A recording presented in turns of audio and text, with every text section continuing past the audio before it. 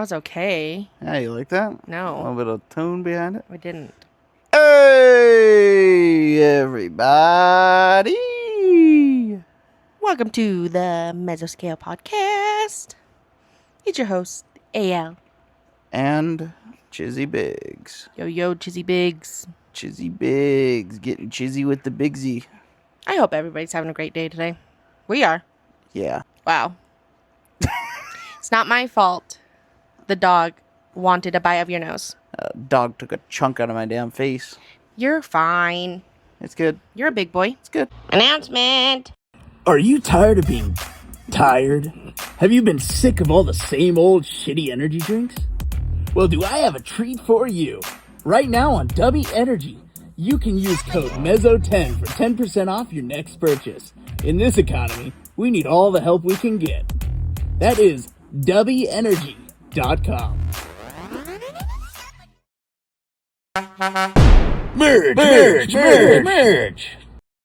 Merch! Ever get sick of your same old shitty fashion choice? Lucky for you, that's all about to change. Head over to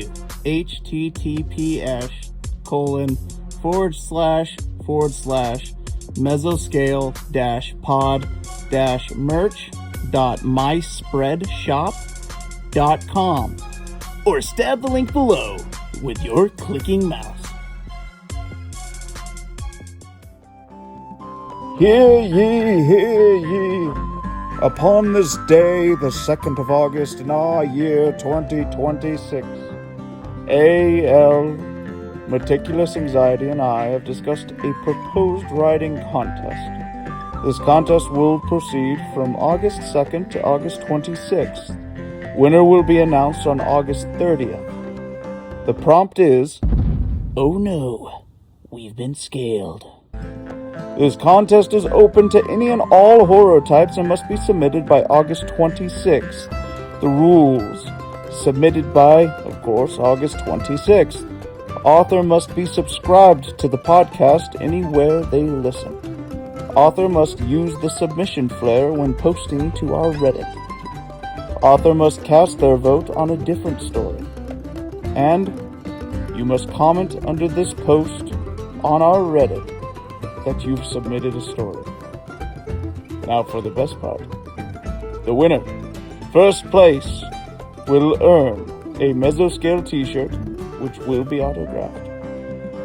Their story shall be read, and the story of their choice, their own or someone else's, will be on their own episode. They will receive the coveted Top Scaler Award, and, of course, receive mad props in the community. Second place will receive a Mesoscale hat, also autographed. Their story will be put in a future episode, and they will receive the coveted second place award. Third place will receive Mesoscale pins, also autographed, and the coveted third place award. Good luck to those who all enter. We look forward to reading your stories. Hell yeah. That was great, wasn't it? Hell yeah. Should we just jump right into it today? Well, We got some long ones. we do have some long ones for you guys. Before we do, though, Uh-oh. just a quick letting you guys know we ordered some sweatshirts off of our merch store. I think we already let them know, didn't we? Well, no. Well, we posted pictures in the subreddit, but some people don't use the subreddit, which is fine. Can't believe you. It's fine. Just that's where we post our news. I would like you to. So, you should. Yeah, you definitely should. But, just so you guys know, still doing that giveaway. Giveaway! So, if we reach 100 subscribers on YouTube, we send a t-shirt out to one of the subscribers. And then I think our next blocks are like 200, 300, 400. Prizes just get better as we go. It's true. I think 500, if we reach 500, it's like a full care package. Woo! Whole bunch of shit. We're so excited. So, yeah. And the best part is we are coming out with new designs all the time. Yeah, almost every other day. No, probably Almost. like once a week. Yeah, we have don't some hold new us to things. that. But We've been very busy. we have been. I don't know why. Oh, because we like this community. We do. We It's love you fun. guys. It's fun. But that being said, we're going to jump into it. We got some long ones today. I'm excited. Yep, the first one we're going to jump into is The Tragedy of Roanoke Smithson by... Viper on a plane. Viper on a plane. Hey. Viper on a plane. Hey. Viper on the plane. Hey. Viper on a plane. Thanks for letting us read this. We're excited. We're excited. Also, I don't know if it's my ethnicity that makes this difficult, but my R's are very hard to say.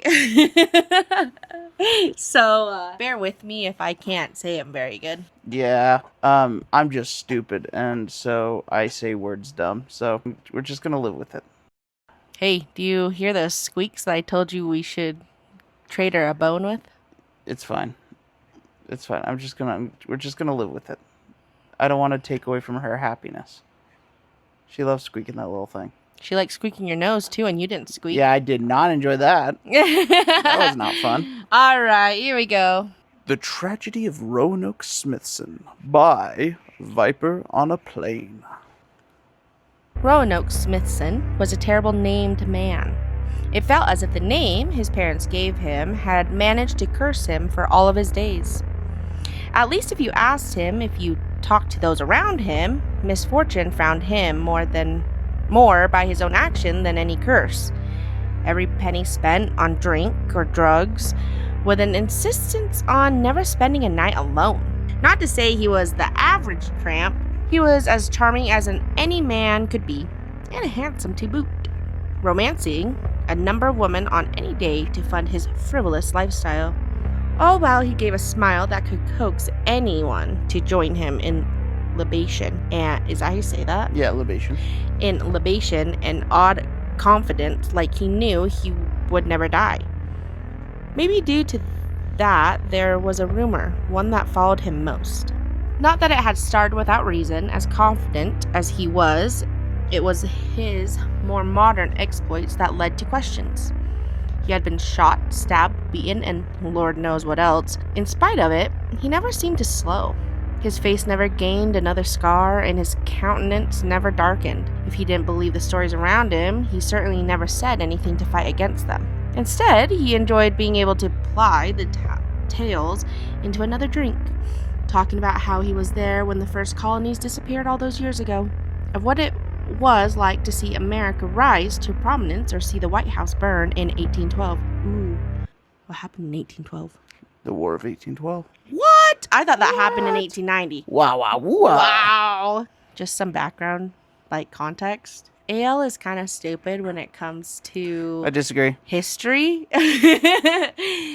But CW is like very good when it comes to history. So he asked me when the War of 1812 was. I don't think I said 1812 the first time. I don't think so. I think you said I think you said I was like 1870. I was like, was it during World War II? It was funny. It was really funny. Or the time when I was like, you were like, where's Paris? And I was like, what did I say? No, I asked I was so confident. London, France or something like that? Yeah, London, France. That's what it was. Yeah. I asked you what the capital of France was, and you're like, London. Not even close. I felt I was so confident in that answer. It was good. I mean, you're confident about it. That's Clearly it was the wrong answer. Yep.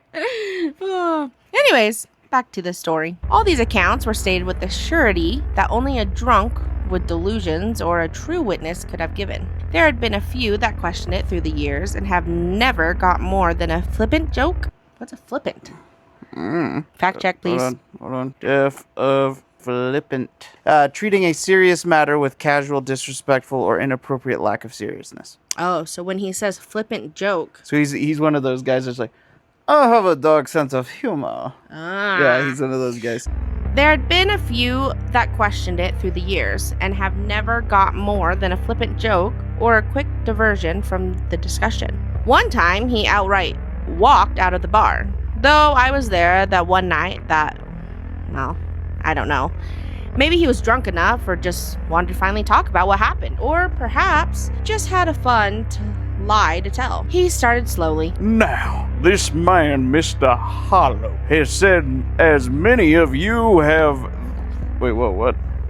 Now, this man, Mr. Hollow, has said as many of you have that I could not be a day over 28. That is kind of weird for me to I had to reread it a few times. Sorry. It's okay. His eyes brushed over the top of the small crowd that had formed at his speech. I tell you, as truly as the sun rises in the east each day, that I was there 290 years ago when my home was taken by darkness. A smile had crossed his face at this point. Not his usual amused one, instead a more mischievous, knowing grin. At this point, the whole bar was quiet, as if somehow the gospel was being told again. It was in this silence that Roanoke continued.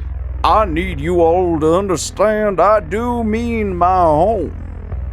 I was born there in 1585, my mother having become pregnant with me on the trip over. Though my father was never defined for me, perhaps my mother knew. Perhaps she had been so promiscuous I could have thrown a stone at random and struck my own blood. At this point, his arms were spread wide, as if a sermon was being told to the expectant choir.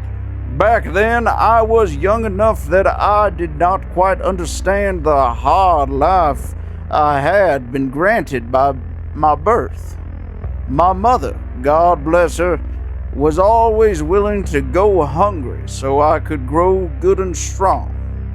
The lack of food that afflicted our homes originally a small issue grew into a catastrophe after the first of our crops failed completely, leaving bowls and stomachs empty in the howling dark.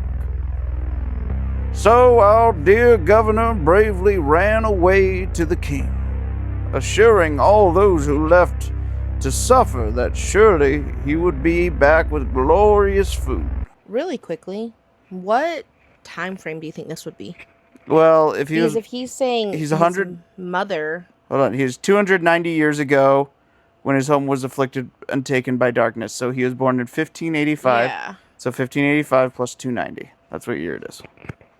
I'm not willing to do the math in my head. So what? Hold on. 17... 1585? No. 18... Yeah. 1585 plus 290. So that would be... It's 1875. 10 years after the Civil War ended. So he's, what, old? Or is he middle-aged? Well, he's 290 years old, is what he's saying. So yes, he's old. Very old. Yeah, but how long does he live for? Well, that's what we don't know. I'm just curious. That's what we're finding out. Well, I know, but I'm just curious. Because some people are saying that he's fake. Some people are like, no, this guy's fucking legit. And he... Oh. Yeah, so we don't know. We don't know if he's lying. Oh, I see what you mean. Like the... Oh, okay. I'm stupid. Yeah, this reminds me of one of my ancestors who lied about being in the Revolutionary War so he could make... Wait, what is it? Ancestors, hear me, hear Yikes. me plead. What's the Mulan song? It's fine. Do you know? No. Exactly. We're moving on. Go ahead. Go ahead. At this point, we in the crowd had started to become more nervous. As if the sermon we had originally thought this was instead a death knell. The firelight seemed to shrink to mere embers as the tale settled, the very warmth of the drinking hall dying in its wake. His smile faltered for a moment before he continued.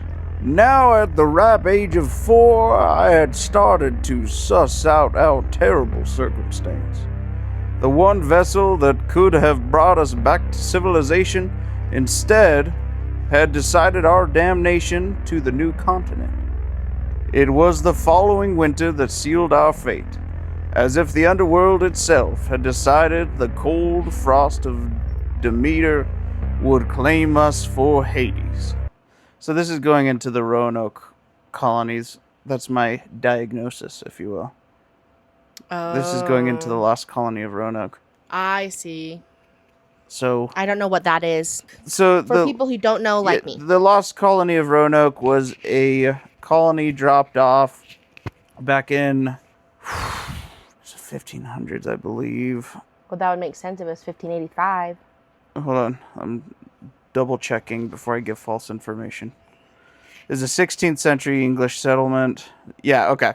So 1587 to 1590. Here's the timeline. Okay. First group English settlers arrive as a military outpost. That's what it was originally supposed to be. It's a military outpost. Then, they evacuated it a year later due to poor supplies and conflict. The poor supplies, I believe, was actually caused by the tide, if this documentary I was watching was right. The tide rolled back, and because it launched them like 50 miles from the coast or something crazy. Jeez. Because the tide rolled back, and so the shipments couldn't get to the colony to keep them going. Okay. And one of the governors had left to, I believe, London to get supplies and get a crew going, and then he came back. He's like, "Oh, shit, where'd they go?" Oh. But I'll give you the exact. Second group of 117 settlers, led by John White, arrived to build a permanent farming family community. 1587. In 1587, late August, Governor White sailed back to England for urgent food and supplies, but his return was delayed for 3 years by the war with the Spanish Armada. Yeah, that makes sense. And then White finally returned in 1590 to the settlement to find it completely emptied. There was one sign of civilization, and it was the word Croatoan carved into a wooden post, and CRO carved onto a tree. Now, there's a lot of claims that the settlers sort of intermingled with the community because they weren't able to get their own supplies from the English, so they intermingled with a native tribe nearby. Oh. And there's proof behind it, but it's very loose proof. Like it's not. It's like, oh yeah, we saw a white native, and it's like, yeah, I guess. This is a true. This is a real thing. This is real history. Okay. This is like the Bermuda Triangle of. Oh, okay. Like, I early see what colonial you mean. shit. Oh. It's crazy. But it was only one civilization. Yeah, it was only one colony. Like, is the Roanoke? That's not a thing anymore. No, it's not a thing anymore. Oh, interesting. But the Roanoke colony, I don't believe it was reestablished. Mm-hmm. But, I mean, of course, it's now probably a neighborhood or something. Yeah. But, yeah, some crazy shit. Wow. So Oh. this story is like playing off of... I feel like that's where we're going to head Oh, into. That's I my see. diagnosis. Okay, I see what you mean, though. Yep. A single tear started to trail down his cheek. If I hadn't believed him before, the sorrow beginning to crack his handsome face spoke as the greatest witness possible. He took a moment to drain his drink, motioning to the barkeep who wordlessly filled his glass, each word of the story serving as a payment, I suppose. It started how I assume any tragedy does, small and almost unnoticed. A few people disappearing from Sunday Mass, replaced by our prayers for their immortal souls. For me, it didn't settle in. I was too young to understand the gravity of lost life. Until, that is, my mother was added to those begotten dead. Starvation or suicide, I am still unsure. He paused for a moment. But the night before she left me in this world, she did promise one thing. I would not die. It never felt like she was lying for my benefit, but rather a statement of fundamental truth, like the sky being blue.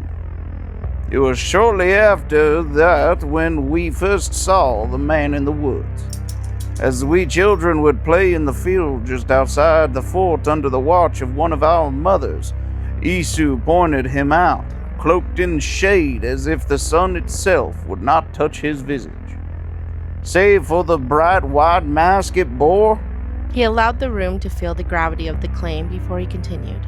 though by the time Mrs. Johansson came to see the long, lanky thing, it had vanished back into the brush along with one of the missing children, her child, Miss Charlotte. The attendees now shifting nervously under the assault of his story, he continued. Her broken body was eventually recovered, though I did not see it myself. The sorrowful sobbing from Miss Johansson told me all I needed to know. She soon followed her daughter to the other side by her own hand. Now this would have been a mere sad circumstance applied to children's imagination, but you see, there were people to blame. The natives. Surely as children, instead of seeing some demon of folklore, had simply seen a savage take the poor girl, or so the adults believe. He gave a small, ironic nod, as though correcting us on an error we had made simply by being alive. But the truth is, the man in the trees had already begun his work. Those children and poor souls who disappeared, they were not lost to cruelty alone, but to justice. The man, he is older than the sun itself, perhaps older than the land. He protects those the children forget, or those the adults forget, the children, the innocents, the natives too. Every missing person, every vanished soul, they're carried to safety. That which our fear is called evil was simply mercy beyond our understanding. He jokingly nodded as if he were a schoolteacher telling us the most obvious fact in the world, that knowing grin having come back into his countenance. The truth is, this would not have been nothing had our leader not just brokered a deal with the Indians to give us some food, given to us so we may not yet starve.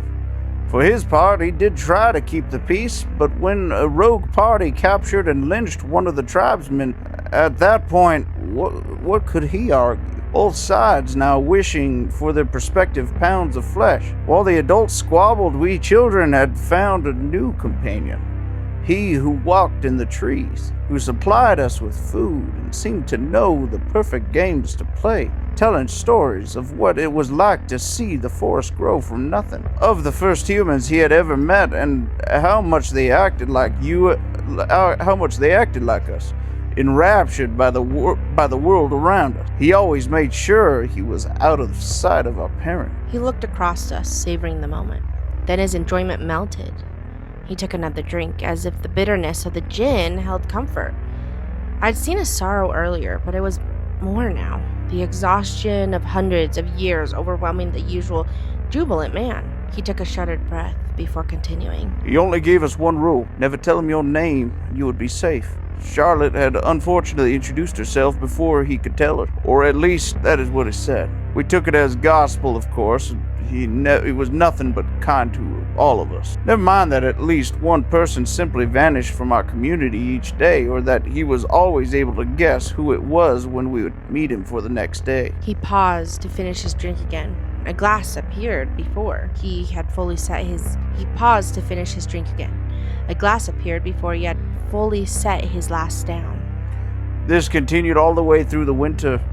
By the 117 that had been left by the governor brought down to 10 and us 6 children. 10 adults who looked on us with increasing fury while they had starved through the winter. Mere children held on to their youth, their innocence unmarred with the fetid rot of winter. Something I had realized even at the tender age of 5 could only have been held to look upon. I had noticed what the other children had not. Their clothes stained red one too many times.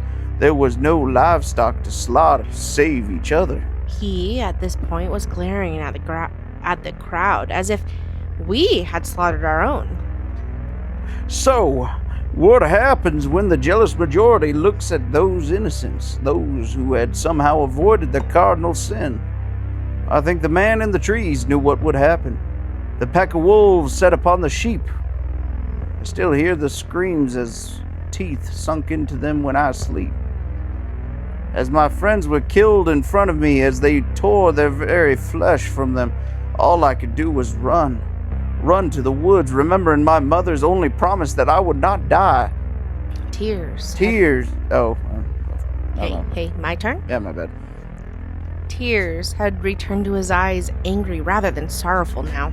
I ran into his arms. That thing in the trees. For the first time that winter, I felt the warmth of the sun. As if I had found providence. I to this day remember what it said as it embraced me. This is the creature, by the way.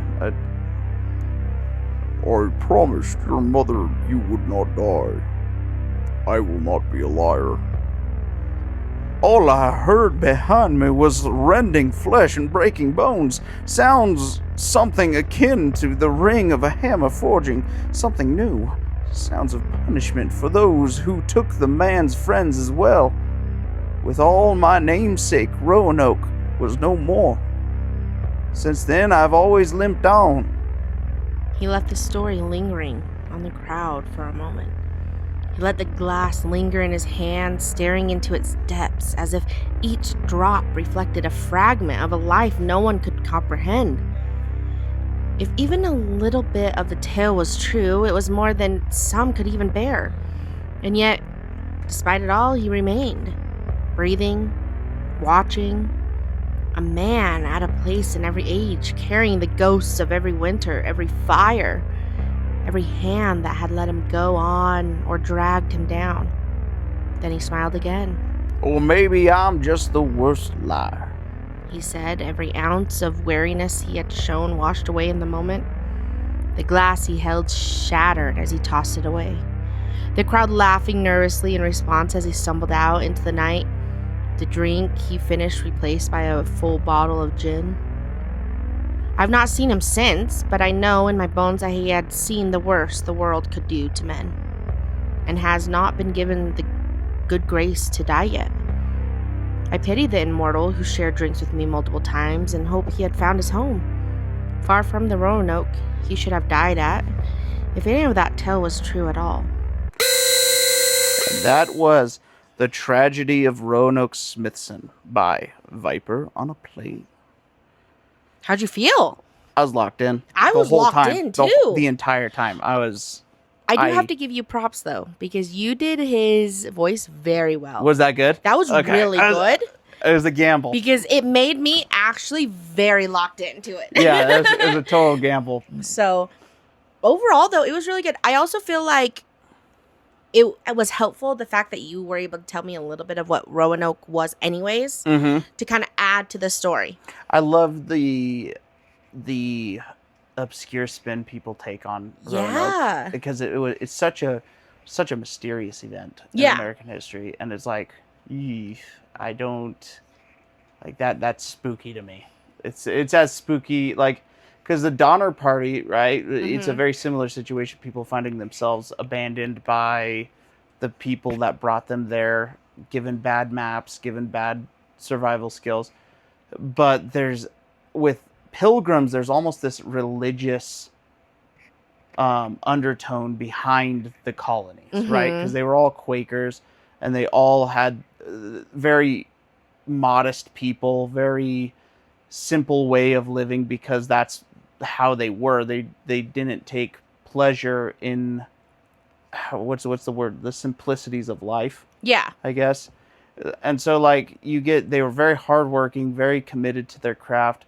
One of their, I don't know if they're Protestant or something. They're called Quakers. Yeah. Back in the day, because they would quake in their church meetings. That's why they would call them Quakers, because they'd shake with how much they felt religiously edified. Yeah. In their church meetings. And so what I really like about this is it took the story of Roanoke, took a classic way of looking at Roanoke, and spun it into this crazy cool way of just executing it. I was so locked in the entire time. Same. It felt like I was reading something like The Crucible, but told from a survivor. So I really enjoyed that. For me, that's a 5 out of 5. That was incredible. Yeah. Honestly, for me, it was a 5 out of 5. It was, again, I'm not the best in history, but after having you kind of explain a little bit more, I was like, oh, okay, I see where all these things are coming into play. And really, I don't know if I would have anything to, like, fix on here. It was really good. And again, I do feel like the voice helped a lot. But I do really enjoy that. I think this was such a good hit for me. I agree. I enjoyed that. I was very pleasantly surprised with how well this was written. Mm-hmm. And the Roanoke, it's always such a... Roanoke's a lot like the Salem witch trials. It can be taken and dashed into some cheesy, like, fucking witch film. Yeah, yeah. Or something like that, which is typically where Roanoke goes. Mm-hmm. But turning, like, the cannibalism into something that happened at Roanoke, we have evidence that cannibalism was a thing. Mm-hmm. We have found bones with scarring from axes and shit like that. Crazy stuff like that. It's very similar to the Donner Party. Yeah. But there wasn't any survivors. Yeah. Where the Donner Party had survivors. And so, like, I loved how it was written with almost a reverence Mm-hmm. to the situation. Like I was watching a documentary of sorts. Mm-hmm. And I was just, oh man, I was locked in. Me too. And I feel like for me, history, I don't really get locked in very well. So the fact that I was able to get locked in on this was really good. I really enjoyed it. And it didn't feel like I was missing anything from it. And it definitely wasn't like all dropped at once. Yeah. Like that's what I like. And I love that the creature is sort of deified as a protector of sorts. To protect the child from his own people and keep them at bay. Yeah. I really loved this. This is we have read some fucking bangers. Yeah, like this one was really good. And so thank you so much, Viper. Yeah, because this was sick. I liked this one and I cannot wait to read more of his stuff. Yeah, I had so much fun with this. I'm curious to see what other fucking loaded rounds you got in the chamber, because this one had some oomph behind it. It did. So thank you, Viper. That was really good. I agree. So the next one we got going is There Are Roots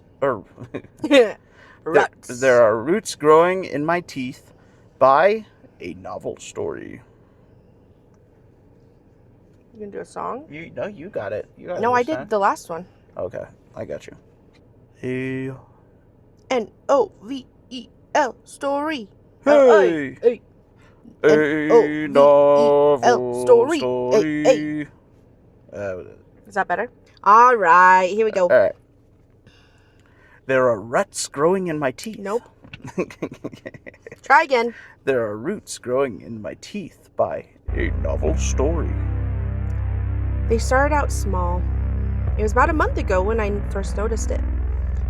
I thought it was some kind of tooth abscess or pustule. But then it punctured a black, spiny prick protruding from my upper gums. That was the last time I smiled. Slowly more and more formed. There in my gums, in between my teeth, one grew right underneath one of my molars. I felt it push more and more until finally my tooth cracked, like a tree root through a house's foundation. It grew through the split until I couldn't bite down on that side anymore. I could hear my jaw stretching, making room for the intrusion. When I could still speak, the movements of my mouth sounded like a creaking door. I live in South End, up at Reindeer Lake, not on the reserve. Not on the reserve, though. I'm on the Crown land. The best we have up here is a dental therapist. I went to see her, and after she had shaken off her disgust, she insisted that I needed care from a dentist or an orthodontist. That much I already knew. I went to her mainly looking for an answer on what's going on. I have no idea what that is, she said. But a few others have come in with similar bumps and sores. I've tried extracting them, but it's no use. I only cause more pain. She squinted as she peered further into my mouth, shining a flashlight against my rear gums. This is the worst I've seen, though. She backed away, clicking her flashlight off, looking at me with sympathy. I know the highway is closed. I would try to help you, but this is way beyond my scope, and I'm worried I'll just make it worse. Best I can do is prescribe use of pain management and anti-inflammatory. I can see about airlifting you out, but until the storm lets up, I don't think they'll be able to come. We'll just have to hope that the snow stops flying. You'll have to hang in there. Is there really nothing you can do? I asked. She sighed. I'm sorry, no. You could try one of the Timuak shamans. I've heard some people are going to them. There was no way I was going there. I went to them in the summer for a nasty sore throat that was going around. They live in a small settlement on Price Island. That's existence is only really known to the locals here. The Cree elders say that they came here 700 years ago from Cahokia to settle near the meteor impact, right near South End in Deep Bay, on the southern tip of Reindeer Lake. Millions of years ago, a meteor struck the Earth there, leaving a near-perfect circular crater with water that reaches depths of 720 feet. It's the deepest body of water in Saskatchewan, and there's a whole host... Saskatchewan? It's the deepest body of water in Saskatchewan, and there's a whole host of local myths surrounding it. The Timuak outright worship it through, though. What? The Timuak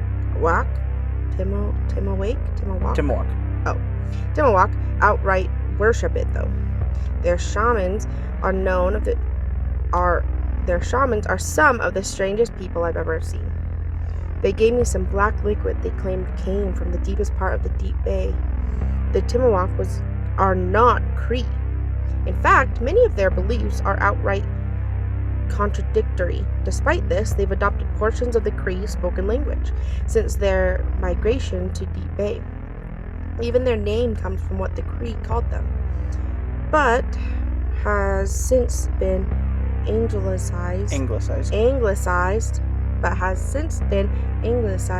from its original pronunciation, something that meant deep water people. I'm not well versed in Cree, but I've heard it enough over the years to know some of the basics and more common names within their belief system, some of the ones that Timuak have taken into their own language. When they handed me the cup, they said a phrase that housed the name Misikin Peak? the Something like Great that. Serpent. Okay, heads up. These are some names that we are going to have a hell of a time saying. We apologize for any mispronunciations. I'm really sorry. I'm not good at words. I wish I was a better person. The Timuak believed this primordial spirit resided in the deepest waters of the earth and first came here from the heavens, crashing into the earth in Deep Bay. Some view it as a chaotic spirit, but not the Timuak. They think it's a progenitor of order of pure divinity. They believe it's solely responsible for the rainfall and medicine of the world. They believe that it created their people. When I heard the name, I didn't know if they were saying the cup contained some sort of venom of the serpent or simply the waters it swam within. It didn't matter. I didn't believe them and I was desperate, so I tried it. I should have listened to the Cree elders. They told me not to go to them. They taught me that the great serpent was deserving of great respect and caution, that the Timuak worship a different spirit entirely. They told me that their practices are backwards and wrong, that they are gravely mistaken in their understanding of the world. The potion made me sick for a week. It was inexplicably bitter. It felt like my tongue curled up and folded in on itself like a dead spider. Puking over my already raw throat was brutal. But it was nothing compared to what I was going through now. No way I was going to chance them making me worse again. I pressed the dental therapist more, asking that she at least hazard a guess at what was going on. She theorized that there was some kind of fungal infection going around and that I should refrain from touching my mouth and wash my hands constantly to avoid spreading it to other people. Before I left, she injected my gums with a numbing agent. It helped, but now I couldn't close half of my mouth, and the black, hard tendrils jutting from my gums and teeth were on full display. Drool and a foul-smelling liquid that oozed from each of the roots opening hung from my sagging lips. I was so embarrassed. They were so hideous. My sister phoned me. Amidst all of this, I had forgotten that I was to go to her house for my niece's 7th birthday. I told her repeatedly that I shouldn't come given what was going on, but she insisted. Sarah will be so disappointed, Jack. She can't have her birthday without her favorite uncle. I love Sarah so much. No, I still do. Even with how she is now, I love Sarah. I knew it wasn't smart to go. I don't like that. It was so stupid that I couldn't stand the thought of her being disappointed, blowing out her candles, wondering where I was.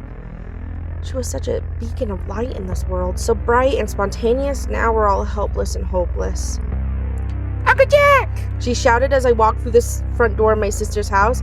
She nearly barreled into me, as she always did, but her mom swept her up and set her down next to her before she had the chance. Uncle Jack isn't feeling well, sweetie, so we have to keep our distance, okay? She frowned and murmured a disgruntled, "Okay."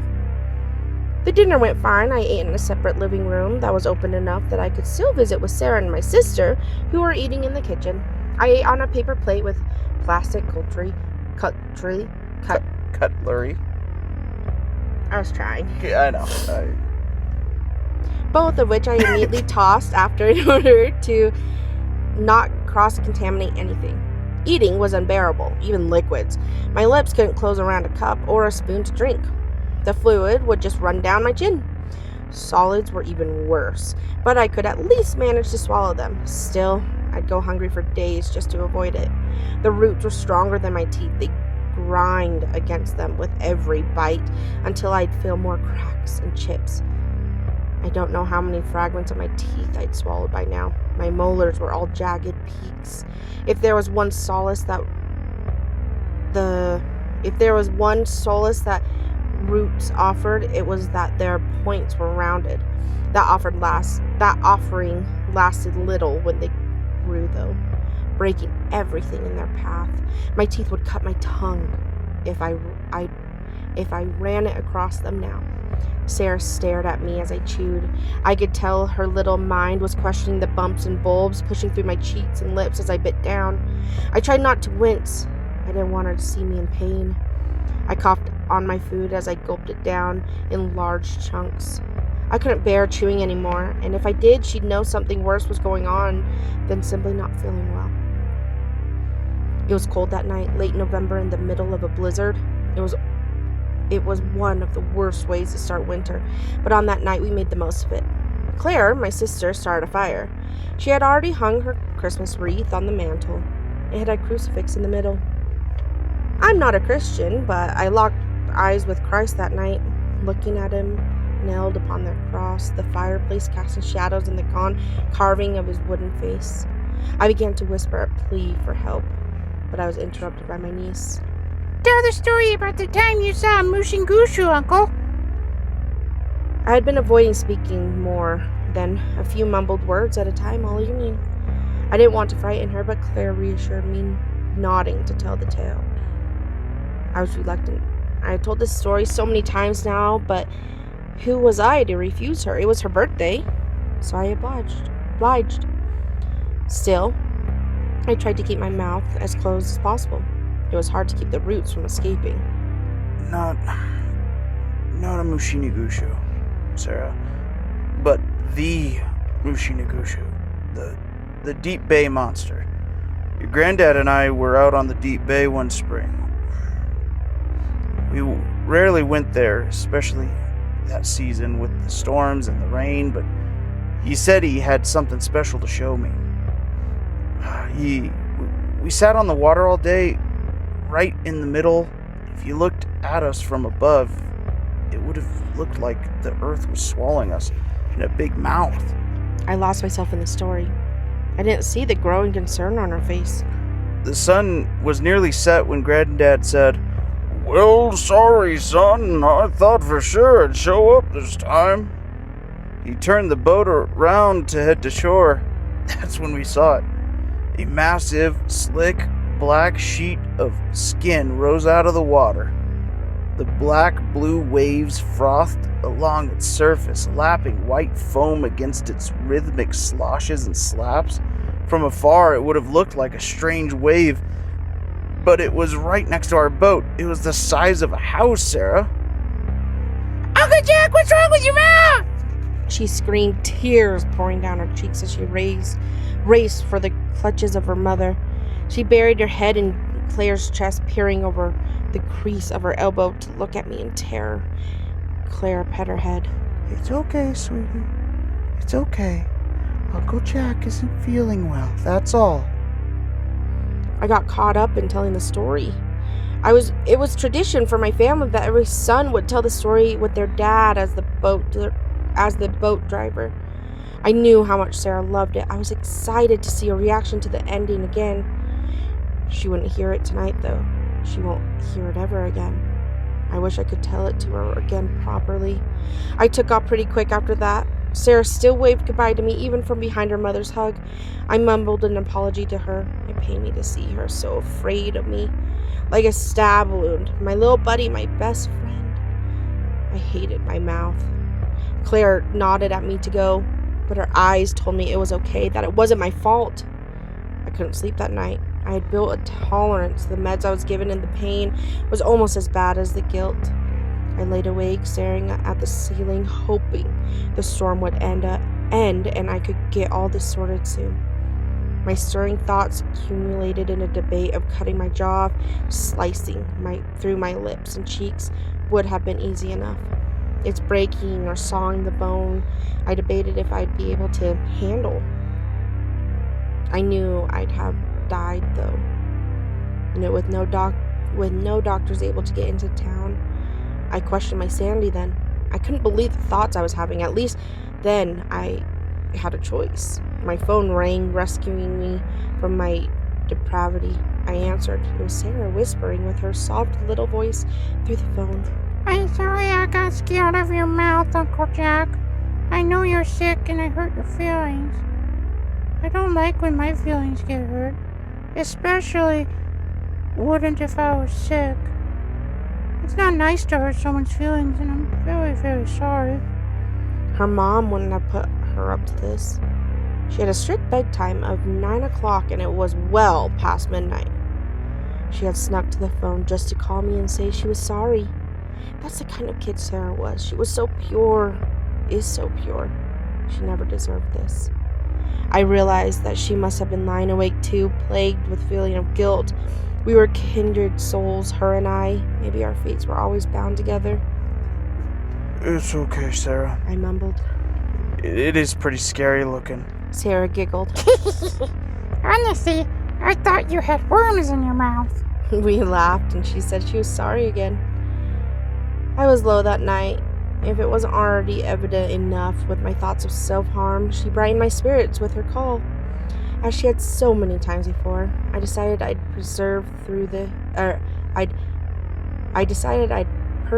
through this, no matter how bad the roots caught. The next day I went to the store to get some bread. I thought maybe I'd be able to eat them if I sucked long enough to soften them. Then I could just push pieces I tore off into swallowable balls with my tongue. There's a man behind me in the checkout line.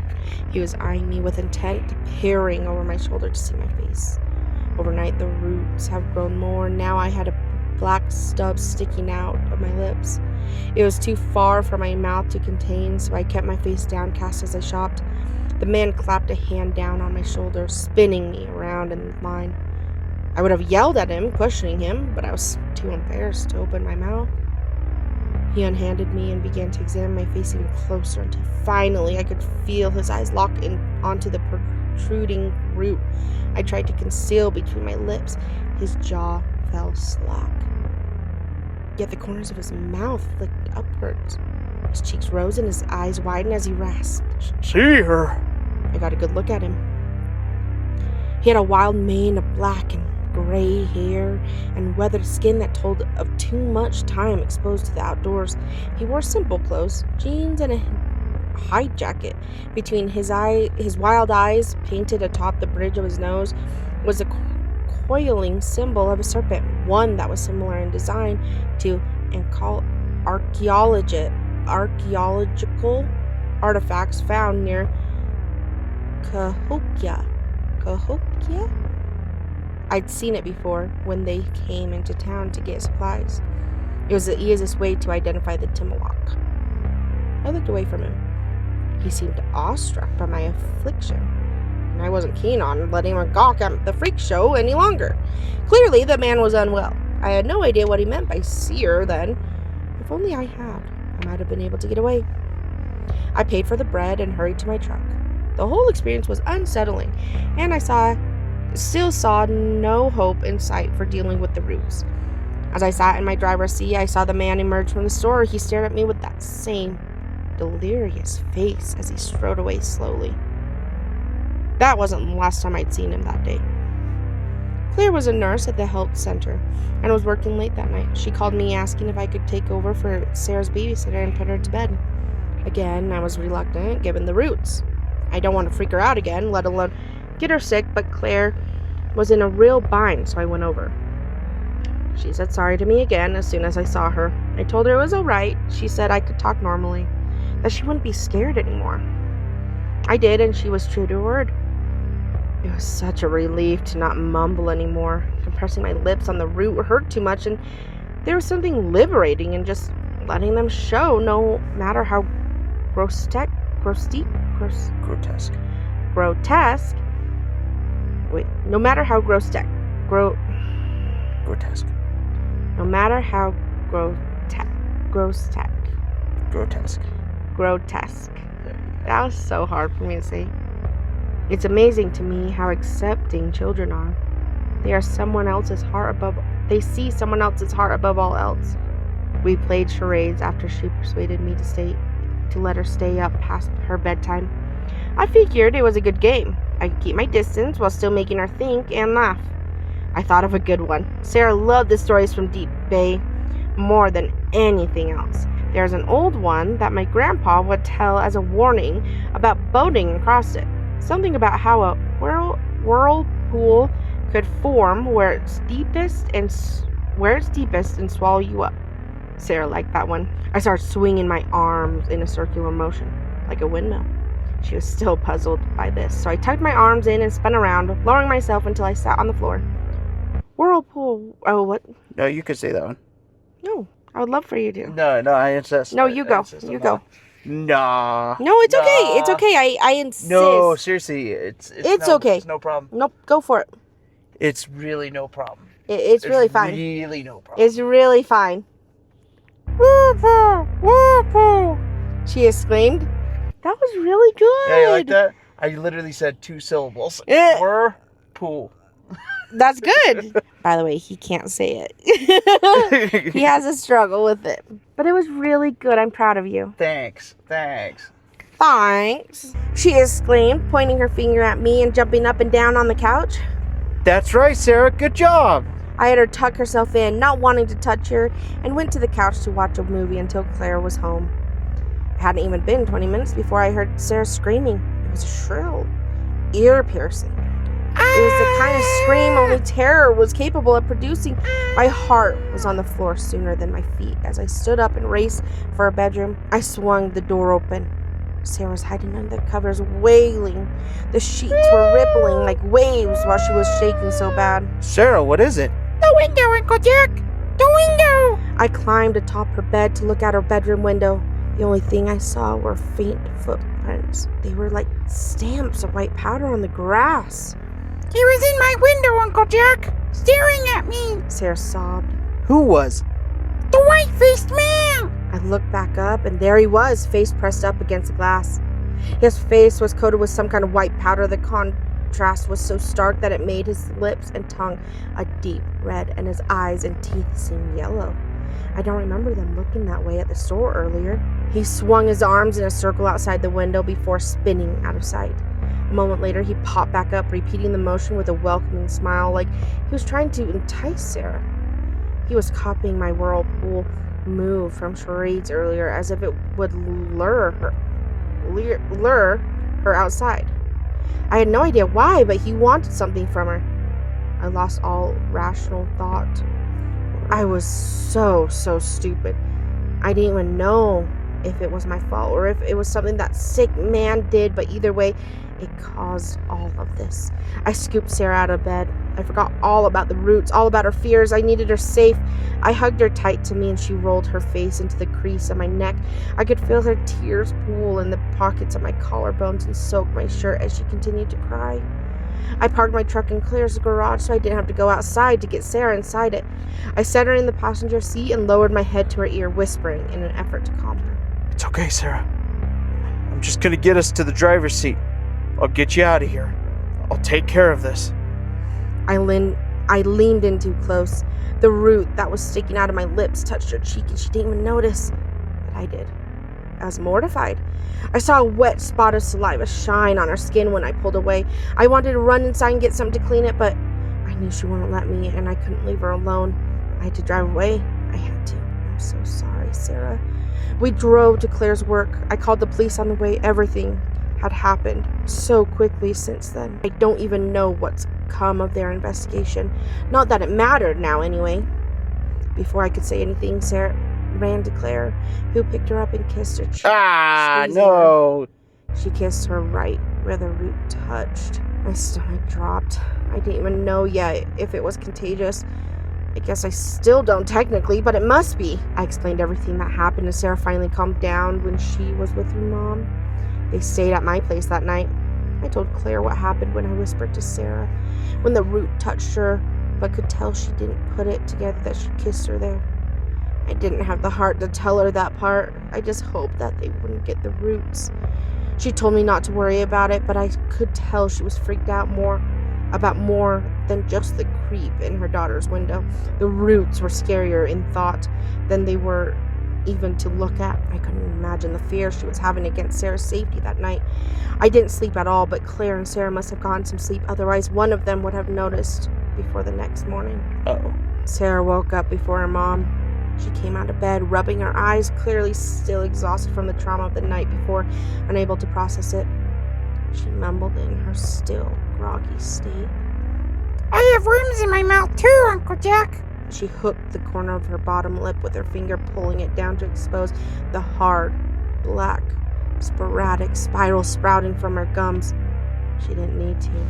What happened to her was different than what's happening to me. It was accelerating. Her mouth almost looked alive. They were growing too fast, twitching along her face and crawling from her mouth in sudden spastic movements, feeling their way around her lips like curious tentacles.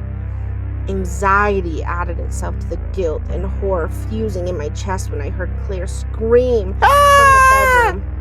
She ran out in the hallway. For her, the roots came much the same as they did for me. She had a collection of red, swollen abscesses dotting her gums, and she knew what they were. She shrieked when she saw Sarah, but quickly muffled her alarm with her hands, trying not to startle her daughter. Sarah was so innocent that she didn't grasp the gravity of her sickness. Her mother knelt down and brought her in close, brushing her hair. My sister just stared off in the distance, mouthing the words, "No, no, No, no, no, no, no, no, no." over and over. So sorry, Claire. Claire spent the whole morning in prayer. She was a devout Catholic. She seemed to read the Bible to me every night growing up, and no doubt she did the same for Sarah. I watched her as she knelt with her hands clasped, switching between her own prayers and thumbing rosary beads in her shaky hands, saying Hail Marys. By noon, the roots had grown even farther out of Sarah's mouth. The tip of one was feeling around her nostril, twitching back and forth, drawing sneezes that I could tell pained her when her face constricted. The pain didn't seem as bad for her overall, though. Maybe them growing faster alleviated some of it. Either that or she was just that tough of a kid. Claire noticed how much faster it was growing on Sarah, too. She became frantic, worrying about the unknowns of what could come to the root's worsening spread. She put on a show for Sarah and pulled me into a separate room. We have to take her to them, Jack. She said, eyes boring into me, wide and bloodshot. Are you insane? That man outside her window last night was one of them. You want to take her right to them? She snapped at me. They obviously know something. Everyone else has gone to them, and none of them have returned yet. I tried to answer calmly, but I couldn't help the agitation in my voice. That's because of the blizzard, Claire. They're probably starving out there. She nearly cut me off, speaking through a trembling lip. Or they're receiving treatment. Claire's pleading, tear-pooled eyes compelled me to stop debating her. This was so out of character for her. She never went to the Cree elders for anything, let alone the Timuok. She put all her faith in the church, to even suggest taking her daughter to visit some people who only last night had terrorized her, placing their trust within them after a morning of fervent prayer. She was truly desperate, helpless. At this point, so was I, though. I was too afraid to admit it, too afraid to surrender the fact that I did this to Claire and Sarah, that I got them sick, that I couldn't fix it. I had to accept it. Even if we did go, there's no safe way to get there with the blizzard. Claire exhaled, tension releasing from her shoulders. Deep Bay hasn't frozen over yet. We could boat. I had already considered this, but I thought it was too dangerous given its immense depth. Deep Bay did take longer to freeze over than the rest of Reindeer Lake, but it also made it more dangerous to cross. We'd have to somehow go through the fallen snow, drive out onto the ice a safe distance, and push the boat until it broke through, all before we were even on the water. I told Claire this, but she countered. We don't know how long Sarah has, Jack. We don't even know what this is. There's no other realistic option. It's our only shot. She was right. So that's what we did. The blizzard also left only one option for getting to Deep Bay. I loaded my fishing boat into a Smitty sled I made from pulling gear behind my skidoo. It was light, aluminum, and way less safe for crossing river that deep. But there were no way to tow a bigger boat there. I strapped it down to the sled as Claire and Sarah got suited up, hopping on a skidoo of their own. Mm-hmm. I thought about just going the whole way there on our machines. No matter what we had to cross water to get to Price Island, there was no guarantee it'd be frozen thick enough to hold us in some places. We set off, and I was happy to find that the massive snowfall from the blizzard made it for an easier journey. Aside from the wind, rocks, sharp dips, and other potential hazards were all substantially buried, making it fairly straight shot to the shore of Deep Bay. We crested the impact rim of the crater and stopped, looking down at the expanse of black water. Claire got out off of her machine and helped Sarah free her helmet. The roots were stretching down to her chin and growing sideways along her cheeks. The tendril that once had feeling around her nostril had grown to lie next to the bridge of her nose. Somehow she would still muster enough strength in her jaw to pull her mouth down and speak fumble words, but they had to be deliberate. Hurry, Mommy! It killed me to hear her say that. I can't imagine how it felt for Claire. She was so strong, too strong for a child. She was already breaking. I worried that she wouldn't be able to speak anymore if the roots sprawling down grew around her jawbone and down her neck, holding her mouth open. There was no indication of them stopping their growth. Claire kissed above Sarah's frightened eyes, then placed her helmet back on, tightening her chin strap, and full-throttled her skidoo down the slope to Deep Bay. We went slow once we made it to the ice off the shore. It always felt so strange standing level with the surface of Deep Bay, looking at the raised rim surrounding it, contemplating the force it took to move the earth like this. Saskatchewan was full of water when the meteor struck. The crater would have begun filling instantly. Picturing it made the air here taste ancient. Once we got to the point where I didn't feel like we were safe and to go any farther, we dropped the boat onto the ice and climbed in. Claire and I used paddles to push ourselves along the ice, further into Deep Bay. Thought it made the journey more perilous. I was grateful for the aluminum frame as we pushed. We got way farther than I expected before the weight finally broke through the ice and the hole emerged. From there, Claire and I smashed away at the ice with the paddles until the boat was finally free. Paddled through some slush before I fired up the motor and set off. The blizzard seemed to stop on the water.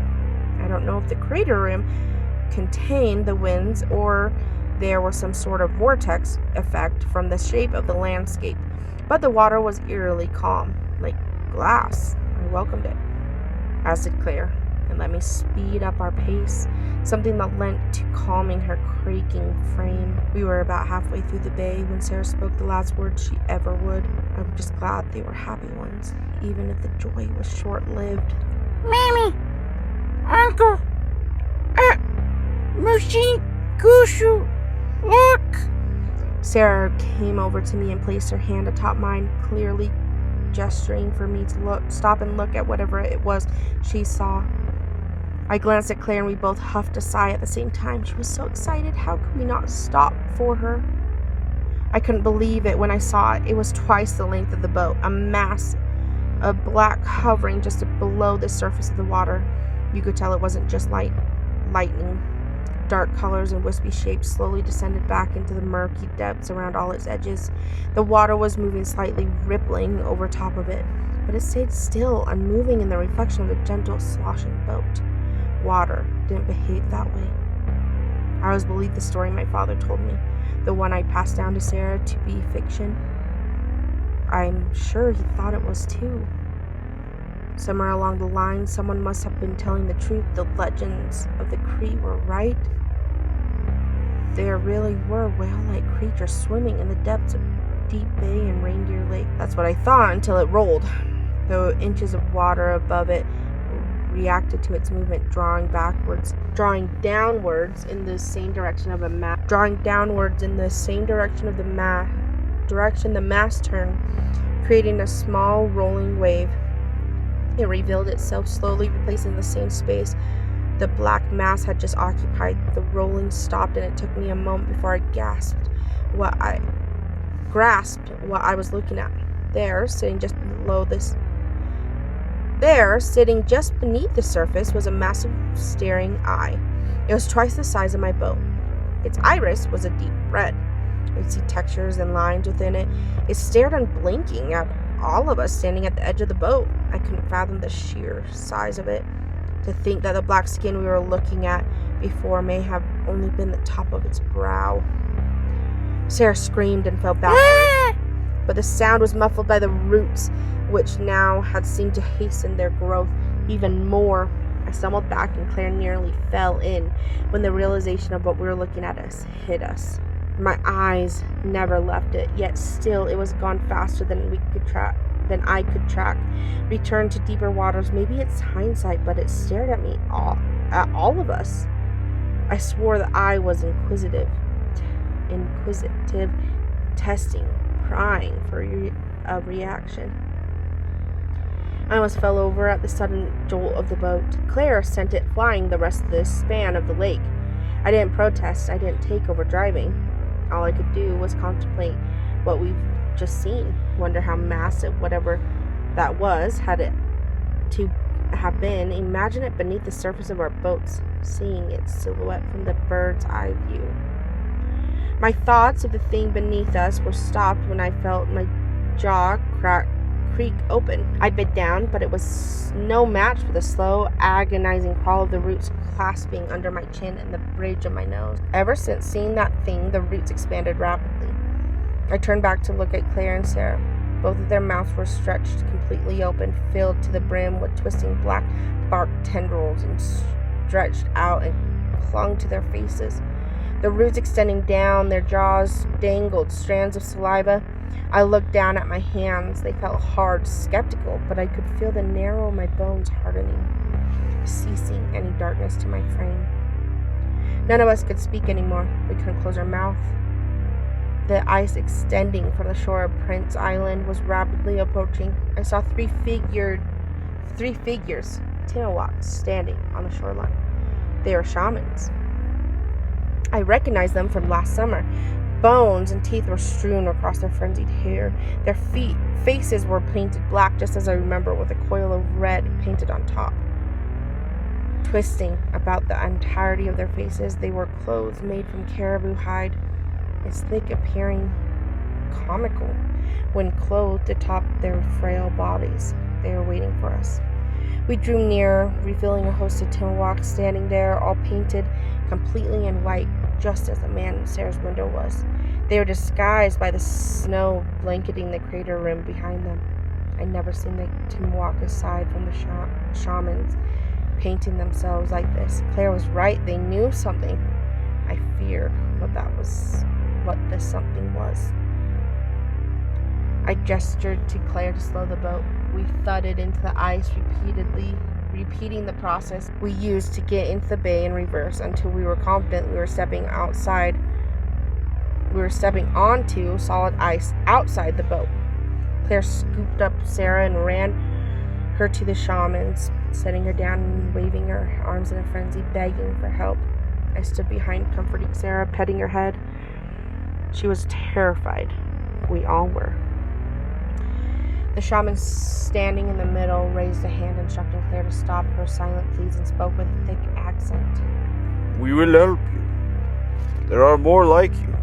More seers. The other two shamans approached us, twisting like serpents as they moved, inspecting the roots as they swerved their necks back and forth. Claire began firing her hands away again, shooting them at Sarah. She pulled away from my arms a little, revealing her face to the shamans, displaying the horrible massive roots that had spread down her neck and throat. 2 of them were nearly touching her eyes. The shamans scared her. Of course they did. They were so bizarre, so alien, but she was a brave girl.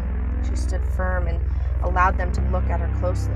She is healthier than both of you. Whoa. Sorry. She is healthier than both of you. The shaman continued, pointing down at Sarah. The medicine. The other 2 shamans ran their fingers along the roots sprouting from Sarah's mouth as he spoke. Must spread fully in order to be healed. He turned around to the congregation of white-painted Timberwalks standing behind him as the other 2 shamans stepped away from us, the whole of them encircling us on the ice, and began walking away with us in their center. We couldn't have left if we tried. They herded us to a large tent. It was surrounded by even more Timberwalks, coated in white. They stripped us down to our underwear and held the flaps of the entrance open. We were too weak, too rigid to keep our clothes. Stepping inside, revealing a host of others, pained by the same affliction, roots twisting across all their faces. On some of them, the inky strands extended down their torsos. They were all pale and starved, unable to eat. I knew so many of them, locals from South End. I looked at their faces, searching for a reassuring glance, a nod that this was the right place to be, but they were all too exhausted to even recognize us. Claire spun to the shaman as he stepped into the tent with us. She slapped her hands against his chest, shoving him back and throwing her arms in the air of protest. He placed his hand against her forehead, leaning into her with expanded eyes. He nodded as he spoke. You will be healed, but you must rest. Sit. Be with your daughter. You will never be separate from her. Watch each other heal. He turned to me. You doubt her. You will take longer to heal. Not much, but longer. Rest now. Allow the medicine to take hold. I had no idea what he meant. I sat on the hard ground anyway. Something about the expansion of the roots utterly exhausted me, much like everyone else in here. Claire and Sarah joined me, leaning against me, their bodies drooping. Sarah fell asleep. Claire looked at me and we pressed our foreheads together, our tears running across the roots, over the roots crawling on our face. We shared a hope of look, even if our eyes were poorly concentrated. Even if our eyes were poorly concealing our despair, it was all we could do. I woke this morning to find them gone. Not just Claire and Sarah, everyone. I was the only one left in the tent. There were thousands of holes impaled in the ground. They accumulated at the exit, all leading outside. I struggled to get up. It's so hard to move. My muscles feel solid. My bones feel seized. Every step I take toward the exit feels like I ran a marathon. I didn't even understand how I was still breathing. There are so many roots pouring from my mouth, gripping my skin. My mouth is so dry, air feels like broken glass. I step through the tent flaps. It's midday. The sun is peaked high above Deep Bay, just a white, yellow dot masked by an overcast sky. The Timmawat were gone. At least I didn't see any. I continued staggering toward the ice. It took a long time, but I finally saw them. It was Claire and Sarah. They were next to one another, hovering above the water. The roots had sprouted from their feet and hands, plunging into the water beneath them. They must have been so long, for even with how far they'd have to dive to reach the bottom of the crater, they still propped Sarah and Claire up 3 feet above the surface. From far enough away, it would look like they were levitating. I'm certain now that the roots are growing inside me, burrowing their way into the bones to pilot my flesh. The pain I'm experiencing is incomprehensible. I think the roots had split my bones in two in order to make their progress. I can feel one scraping against my spine, slithering down it, looking for an opening to take control. It already happened to them, to Sarah and Claire. Their backs are perfectly vertical where they hover. Their limbs align with them, pulling tightly together like an attentive soldier. The stiffness of their obedient posture abruptly changes at their necks. They snap down at a square angle with their shoulders so that their chins touch their chest. Their mouth gape unleashed a furious tangle of slick black roots. Just two, climbed upwards past their nose. They curled into the question marks above. They curl like question marks up to the sides of their eyes, splitting apart like a fork and curving once more. The end of the split roots reach and curl into their eyeballs, pulling them out and open so that they may never close again. They're being forced to stare at something in the water, all of them. Everyone was in the tent. Everyone who was in the tent is out there looking, just like Claire and Sarah, forming a resting circle of root-infested, bent-neck watchers. I've been granted some wisdom in this life, wisdom from stories, wisdom about the deeper harmonies of the world. I'll get it someday. Don't you worry. Of the respected commands. I was warned about the corrupted beliefs of the Timmawat, of the way they twisted their stories, conforming them to fit with a mold of misguided ambitions. Why didn't I listen? Looking out at the water, seeing all those bodies emaciated and suspended, staring in the depths, I knew what was lurking within the ancient crater, and was no great serpent. No. You want me to say it? I do. Misakeen Peak? No. Meshinigushu? What swarmed beneath those black waters were something far more sinister, something malevolent. When we were younger, when Claire would read me the Bible, my favorite book was always Revelation. I found the prophecies fascinating, always getting caught up in the meanings and the symbolism. Now I question if I should have taken the warnings more literal. Maybe wormwood descending long, long ago. Maybe I drank its water stored deep in the crater.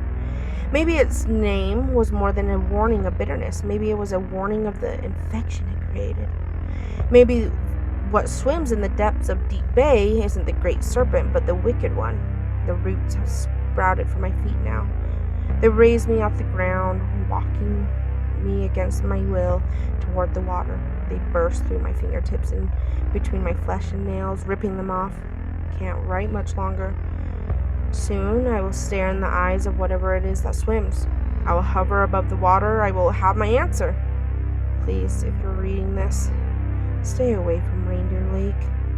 That was There Are Roots Growing in My Teeth by ANovelStory. Dun, dun, dun. Alright, what are your thoughts? It was good. I was locked in. I know I was the narrator, but I was locked in. I really enjoyed it. I thought the topic was really cool. I'm trying to think. I also felt really bad for Sarah. Yeah, I will say, like, she was what, 6? Yeah, I liked how it was done.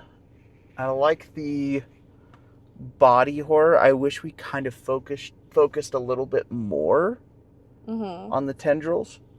Tendrils. Because, like, every time I mentioned the tendrils, it was pretty quick and punchy. Which I could see. But I kind of like the feeling of, like, the, there's, like, a bigger term. The one, like, when it's just, passing by. Oh, no, I just use in passing. Like, I kind of like the in passing feel of it. Because it still kind of made you kind of on your toes with it. Yeah, I do wish there was a little bit more detail on, like, why they're just... Which I guess in the last bit, it did tell you kind of why that they're in the water and stuff. But, like, I'm more curious on, like... I was all for that. I was all for, like, the setting of the story. Yeah. Being up in the Midwest, up by Minnesota and, like... Minnesota? Wisconsin and... in Wisconsin? that North Midwest. I was all for it. I think where it started sort of dipping me too far was with the... Really, I just wish we saw the tendrils a little bit more, if that makes any sense. Like, I get that. I wish there was a more of a description, because it felt like we were being edged on. I liked that, though. I thought it added some. Because the thing is, it also was like, okay, we kind of had the feel of, oh, they were like, it looked like worms, but they were roots. It was growing through. It looked, because it even was like tentacles. It had imagery to me. Like, I could totally imagine it a little bit. Oh, yeah. No, I could imagine it, but I just wish there was a little bit more time spent describing it. Because I feel like my mind can only take me so far. Yeah, which I understand that, but I also thought that they did a really good... I liked how little snippets, every little bit. There was still that story where it was like, oh yeah, I love my niece, but I don't want to go because my face looks like this, because she would be scared that, like, worms were coming out. You know, like, I like those little spurts of the mysteriousness of these roots. Mm-hmm. And then next thing we know, both the sister and the niece gets it, and then it dives into it.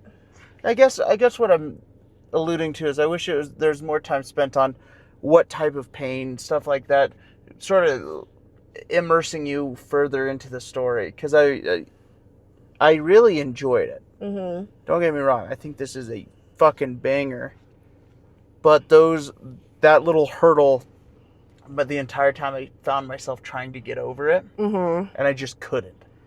It was just one of those things where it's like I feel like there's something missing here that could really send it. Which I get that. I get what you mean, because for me, I felt like I was missing something, but I didn't know I was missing, because really it wrapped it up in the end.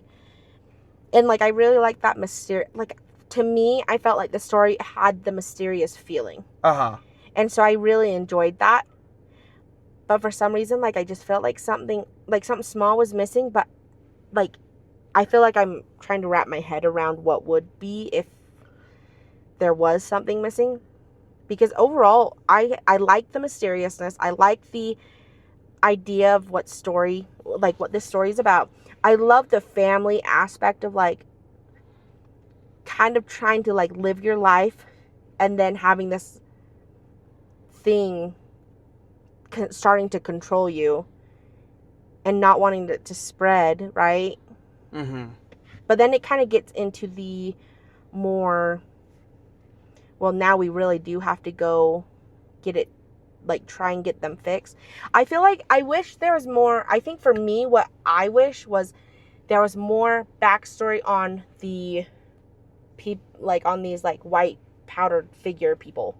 I disagree. I think the obscurity actually adds to the allure of the Mysteriousness. Well, what are they called? Timonuk? Oh, Timawak? Timuak. I think it adds to the obscurity of the Timuak people, because, like, the Cree people hate the Timuaks. Mm-hmm. Timuaks come in, they make some perverted perversion of the religion that the Cree believe in, and I really enjoyed that part. I think literally all it lost me in was just we talk a lot about when people take gore too far. I don't think he took this one far enough.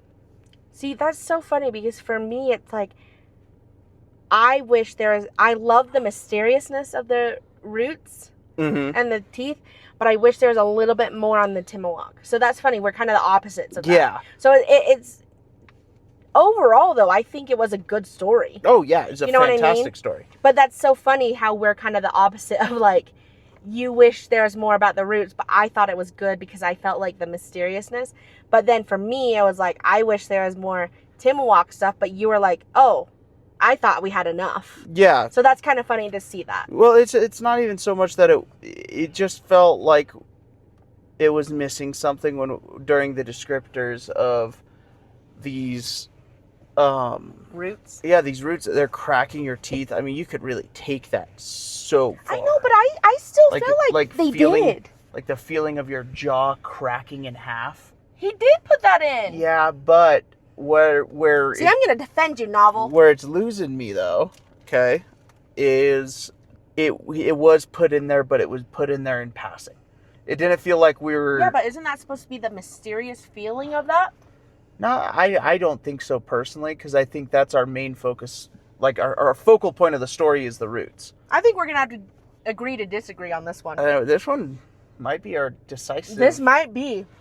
Like, because I thought that mysteriousness of the in passing feeling of the descriptors worked for me. Well, I was hooked on that. I think it just felt like the roots were just kind of like an, oh, by the way, no, this is still happening. No, because he's over here. This poor guy is like, I don't want to get my sister. I don't want to get my niece. I love my niece. I don't want to get them these roots thing. Mm-hmm. Well, guess what?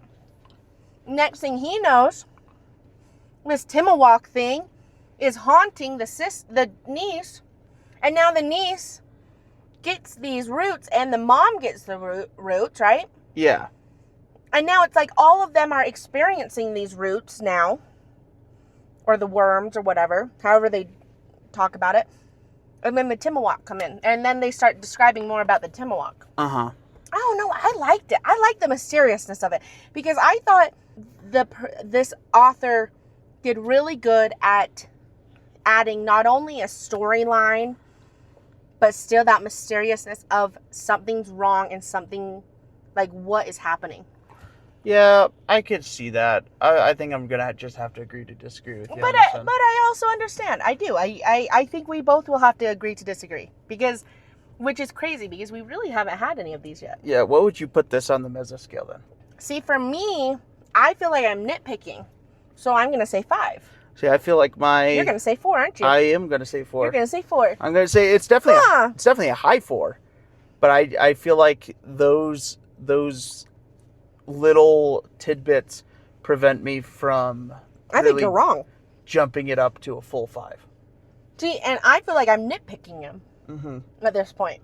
I just feel like that's just where I stand with it. But again, I don't think that's a bad thing to say. We can agree to disagree. I think overall that was a good story, though. Oh, it's a fantastic story. Great work. Great work, ANovelStory. I am excited to read more of ANovelStories. Yeah, I would love to see artwork done of this. The artwork on this? I feel like it would be really sick. So cool. This would also make like a really cool short film. Mm-hmm. I feel like I haven't said that enough in the last little bit, so. Like, I could see that. Yeah, this one would make a really cool, like, almost, like, I wouldn't say nautical, but, like, in that time era. Yeah, I don't feel like we get a lot, like, don't get me wrong, I think we've gotten really, really great story submissions. But I also don't feel like all stories belong as a show or like a video. Definitely some of them will just work as a written. This one I think could work both ways. Yes. And I think that's such a cool thing. This one would be super fun. I like the primordial feel of the meteor impact. I like it. Like, I really loved that detail.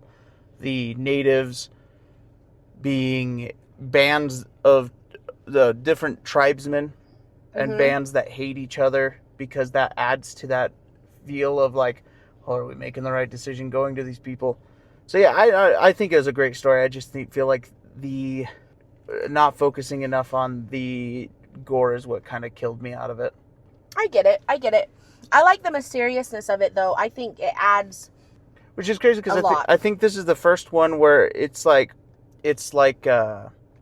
the opposite of what we usually see with just too much gore. Yeah. Or like, oh yeah, look how fucked up this is. So fucking, I'm like, oh, this is fucking crazy. Yeah, no, Let It Gush was well done. It was amazing. I don't think their gore was like...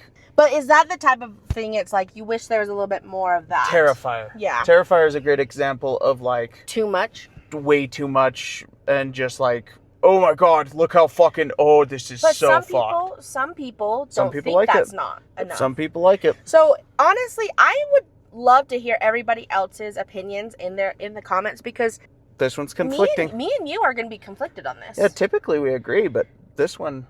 And that's shocking, because normally we are very good at finding a middle ground. Yeah.